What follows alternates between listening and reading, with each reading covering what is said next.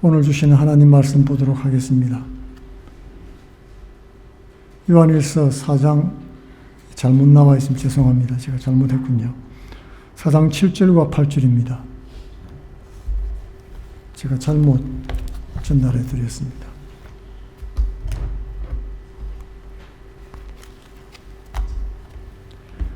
요한일서 4장 7절과 8절 제가 읽어드리도록 하겠습니다.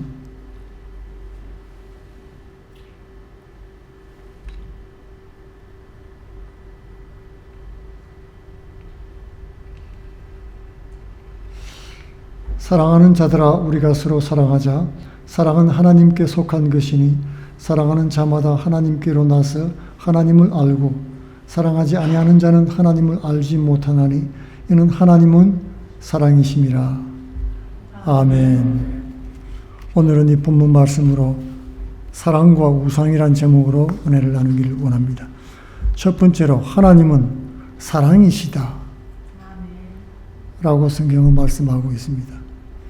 이 말은 사랑은 하나님의 본성이고 그 자체란 뜻입니다. 우리가 많이 들었지만은 사랑이신 이 하나님은 인간을 사랑하고 사랑받는 존재로 창조를 하셨습니다.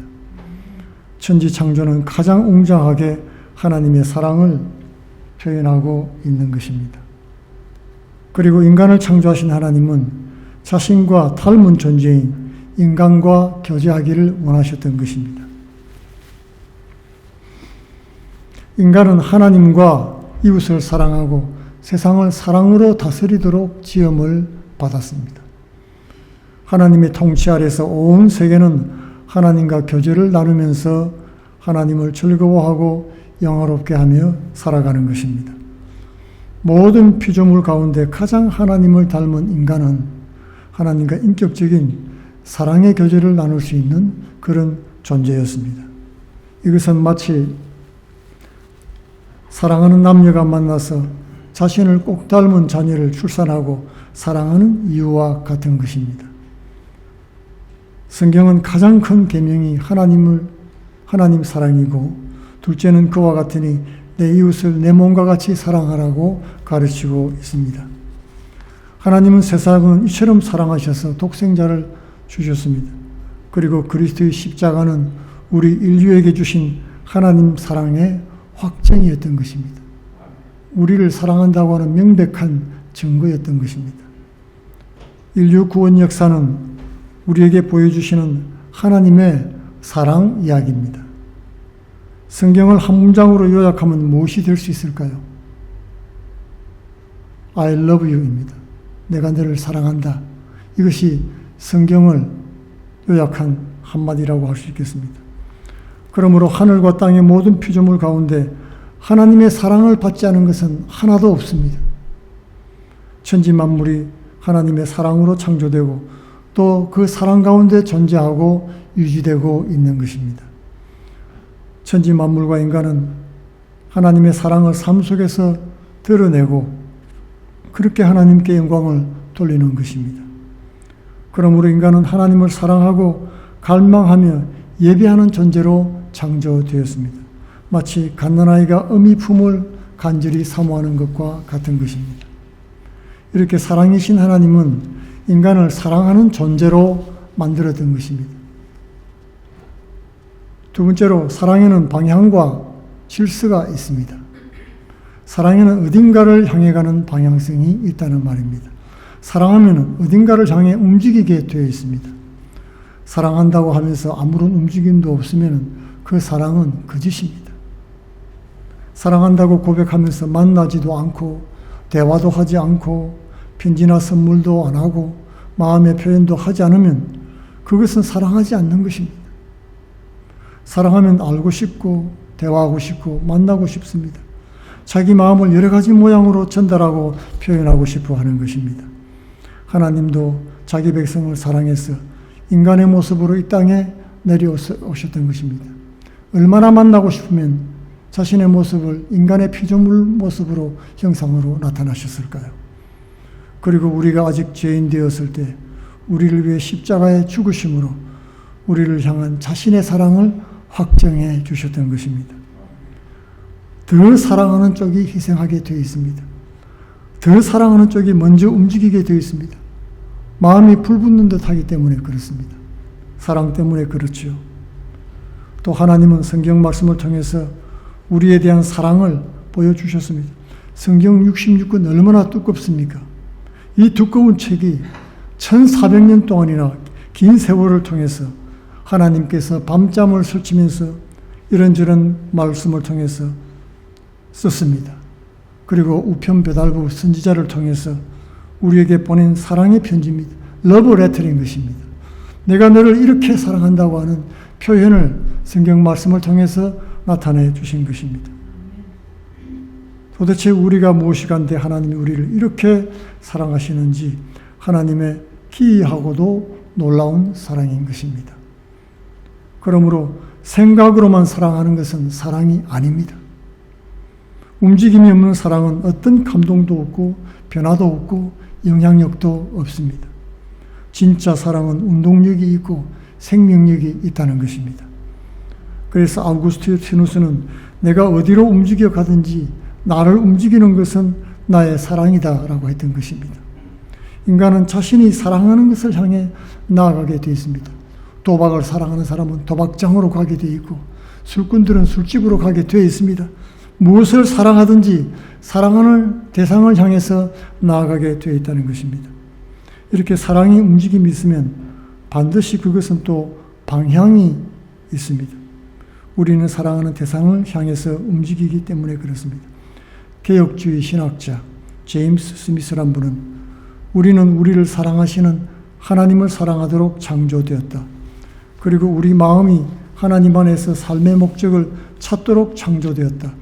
그렇기 때문에 하나님 대신 다른 존재를 사랑하게 되면 심령이 공허하고 안식하지 못하고 불안에 사로잡히게 되는 것이라고 했던 것입니다.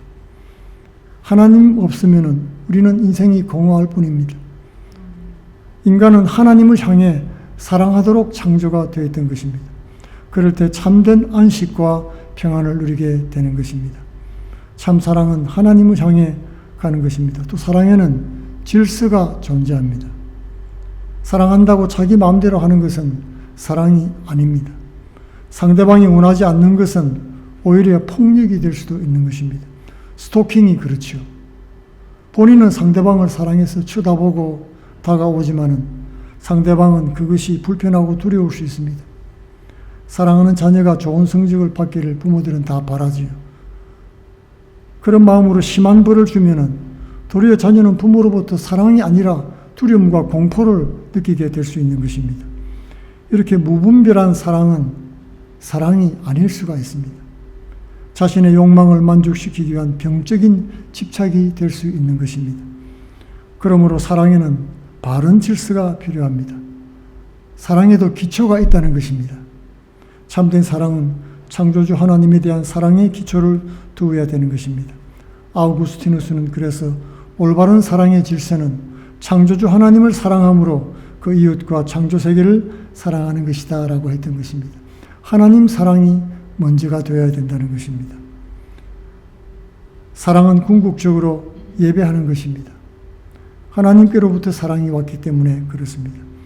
우리는 사랑하는 대상을 향해 가고 사랑하는 대상을 갈망하고 사랑하는 대상을 닮아가게 되어 있습니다. 서로 사랑하는 남녀가 만나서 결혼하고 함께 일생을 살아가면 서로 닮아가는 모습을 볼 수가 있습니다. 만약 우리가 물질을 사랑하면 매사에 물질적인 가치를 판단하게 되겠지요. 그 가치를 최대한 이루기 위해서 삶을 집중할 것입니다. 그렇게 보면 세상이 온통 다 돈으로 보이게 됩니다. 사람도 돈벌이 수단과 방법으로 보이기 시작합니다. 점점 물질이 우리 생각과 마음을 지배하게 됩니다. 사람의 존재 자체가 돈 가치로 변질되고 마는 것입니다. 결국 돈을 경배하는 존재로 변화되고 마는 것입니다. 이렇게 돈을 닮아가면서 결국 돈신인 멤논을 예배하게 되는 것입니다. 그러나 우리가 하나님을 사랑하게 되면 하나님을 알아갑니다. 하나님을 닮아가게 되는 것입니다. 그러면 자신뿐 아니라 주변 사람들과의 관계 속에서도 하나님의 모습을 발견하게 되고 하나님을 경험하고 닮아가며 결국 하나님을 경배하는 삶을 살게 되는 것입니다. 결국 우리는 우리가 사랑하는 대상을 담고 그 대상을 예배하게 되어 있다는 것입니다. 문제는 예배하느냐 마느냐가 아니라 무엇을 예배하느냐 하는 것입니다. 우리는 무언가를 반드시 사랑하고 예배하게 되어 있다는 것입니다. 세 번째로 우리가 하나님 외에 그 무엇을 사랑하는 것은 마음의 우상이 될 수 있습니다. 우상은 하나님 아닌 다른 것으로 삶의 만족을 얻으려고 하는 시도인 것입니다. 하나님 아닌 다른 대상을 갈망하고 의지하는 것입니다. 그것이 우상 숭배입니다. 우리는 하나님 외에 다른 것을 사랑하는 순간부터 우상으로부터 무언가를 얻기 위해서 거짓 예배에 들어가게 되어 있습니다. 신명기 5장 7절로 10절에서 성경은 우상 숭배는 하나님이 미워하고 하나님 나라 기업도 얻지 못하는 죄라고 경고했던 것입니다. 우상은 단순한 신상이나 다른 이방 신들이 아닌 것입니다. 우상은 사람의 마음에 있는 충성심이나 헌신을 겉으로 나타내 표현하는 것이 우상입니다. 하나님보다 더 갈망하는 마음의 욕망이 우상의 모습으로 나타날 수 있다는 것입니다. 팀 켈러는 성공이나 사랑, 권력과 문화, 종교까지도 내가 만든 신이 될 수 있다고 했습니다. 우상은 실제하는 다른 신이 아니라 우리 마음이 만들어낸 욕망의 모습이라는 것입니다. 종교개혁자 칼빈은 그래서 이런 인간의 마음을 가리켜서 우상의 영원한 공장이라고 했던 것입니다. 우리 사람의 마음이 우상 만드는 공장이란 뜻입니다. 내가 마음에 들고 사랑하는 존재가 생기면 마음으로 그림에서 사모하고 예배하기 시작하는 것입니다. 우리 인간의 마음에는 이렇게 우상을 끊임없이 만들어내는 죄의 본성이 숨어 있다는 것입니다. 하나님보다 더 사랑하는 무언가 있다면 결국 그것은 우리 마음의 우상인 것입니다. 출애굽기 32장에는 이스라엘 민족이 금송아지 우상을 만드는 사건이 나오고 있습니다. 이스라엘 백성은 모세가 하나님 산 호렙에서 내려오지 않자 그 형 아론을 불러서 우리를 위해서 우리를 인도할 신을 만들라고 요구했던 것입니다. 아론은 백성들의 금고리를 모아서 송아지 현상을 만들었습니다. 그리고 너희를 애굽 땅에서 인도해낸 너희 신이라고 했던 것입니다. 그리고 아론은 다음 날을 여호와의 절일이라고 선포를 했습니다. 그리고 이스라엘은 번제와 화목제를 드리고 먹고 마시며 뛰놀았습니다. 그러자 하나님은 이들을 가리켜서 부패했다고 말씀했던 것입니다. 이스라엘 민족은 금송아지를 숭배하는 날을 여호와의 축제일이다 그렇게 불렀던 것입니다. 우상을 만들어서 그 우상을 여호와 하나님이다라고 둔갑을 시켜버렸던 것입니다. 이렇게 이스라엘 백성들은 자기 욕망대로 신을 만들고 그 신을 여호와 하나님이라고 믿고 예배를 드린 것입니다. 그들의 입으로 여호와 하나님을 불렀습니다. 그러나 그것은 실상 송아지 우상이었던 것입니다. 자신의 욕망과 입맛에 맞는 우상 숭배였던 것입니다. 오늘날 우리의 모습은 어떻습니까? 우리는 성경이 말하는 그 하나님을 믿고 예배드리고 있을까요? 우리도 종종 스스로 창조한 신을 나의 하나님으로 믿고 성경에 나타난 하나님으로 착각할 때가 있는 것입니다. 하나님 안다고 생각하고 믿는다고 고백합니다. 그러나 우리의 생각과 삶의 태도는 실제 성경이 말하고 있는 하나님과는 거리가 멀 때가 많다는 것입니다. 자신도 모르는 사이에 하나님이 나의 욕망을 채워주는 도구로 변질되어 있다는 것입니다. 내가 섬기는 하나님이 성경이 말씀하는 그 하나님인지 아닌지 내가 만든 하나님인지 알 수 있는 쉬운 예가 있습니다. 여러분, 그것은 바로 내가 행복을 추구하고 있는지 아니면 성경이 말하는 진리의 말씀을 추구하고 있는지 하는 것입니다. 현대 사회에서는 진리보다 개인의 행복이 더 나은 가치로 보입니다. 이 행복 추구권은 오늘날 많은 국가들의 헌법이 보장하는 기본권 중에 잘 나와 있죠. 우리 대한민국 기본권에도 행복 추구권이 나와 있습니다. 행복을 위해 사는 것은 당연하고 너무나 자연스럽게 보입니다. 그러다 보니까 이 행복이 신앙의 목적이 되는 경우가 종종 있는 것입니다. 행복이 점점 마음의 우상이 되어가고 있다는 것입니다. 그리스도의 십자가 복음이 개인의 행복만을 목표로 존재하지 않는다고 성경은 말씀하고 있습니다. 만약에 그렇다면 고난도, 시련도, 인내도, 순교도 필요 없는 그런 기복이 되고 말 것입니다. 우리가 개인적인 행복만 쫓아가면 복음의 진리를 잃어버릴 수가 있다는 것입니다. 오늘날 현대 사회가 그렇게 볼 수 있습니다. 개인의 행복 추구는 종종 하나님 말씀이나 성경 진리와 부닥칠 수가 있습니다. 반대가 될 때도 있습니다. 나의 행복을 위해서 하나님의 뜻을 거스려야 하는 것입니다. 나에게 유익이 안 되는 어떤 하나님 말씀은 일단 제쳐놓고 보는 것입니다. 그러면서 많은 사람이 마음속 깊은 곳에서 하나님이 자신의 욕망과 기대를 다 성취해 줄 거라고 막연하게 기대하고 있습니다. 하나님을 섬기는 동시에 나의 욕망과 성공도 함께 이루어지리라고 믿는 것입니다. 그리고 그것이 하나님 뜻이라고 생각을 하기 쉽습니다. 그러나 성경은 십자가 없는 그런 영광의 길만 원하는 인간의 소망이라고 말씀하고 있는 것입니다. 신앙의 이름으로 숨어있는 마음의 우상이라고 하는 것입니다. 그 우상을 내 마음속에 꼭꼭 숨겨놓고 행복과 성공을 쫓아 신앙생활을 할 수가 있습니다. 하나님이 우리에게 허락하신 복음의 진리는 우리의 행복과도 사실은 깊은 상관이 있습니다.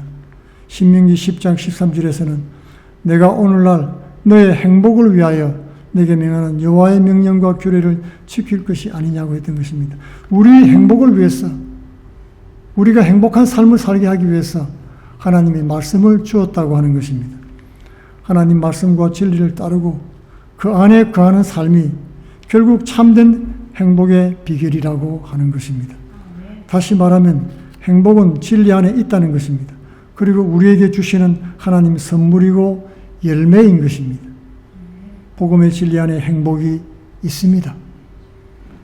그러므로 성도들은 행복을 쫓아 사는 것이 아니라 진리 대신 예수님을 마음에 모시고 살 때 참 행복을 누리게 된다는 것입니다. 이 순서가 바뀌면은 우리는 하나님을 사랑한다는 착각 속에서 마음의 우상을 섬기는 오류에 빠질 수가 있습니다. 예수님도 광야에서 40일 동안 금식한 후에 마귀에게 3가지 유혹을 받았습니다. 그때 육신의 정족의 우상, 영예의 우상, 권세의 우상이 예수님을 유혹했던 것입니다. 40일 동안 줄이지 얼마나 배가 고팠습니까? 그때 마귀가 예수님께 와서 네가 하나님의 아들이 아니냐? 그럼 돌로 떡을 만들어 먹어보아라. 그때 예수님은 사람이 떡으로만 사는 것이 아니요 하나님의 입에서 나오는 말씀으로 살 것이라고 이 우상을, 육신의 정족의 우상을 쫓아버렸던 것입니다. 그래서 마귀는 예수님을 높은 성으로 데리고 갔습니다. 그리고 뛰어내리라. 그러면 천사가 너의 발을 지켜 보호해 줄 것이다. 그때 예수님은 하나님을 시험하지 말라고 말씀으로 물리쳤습니다.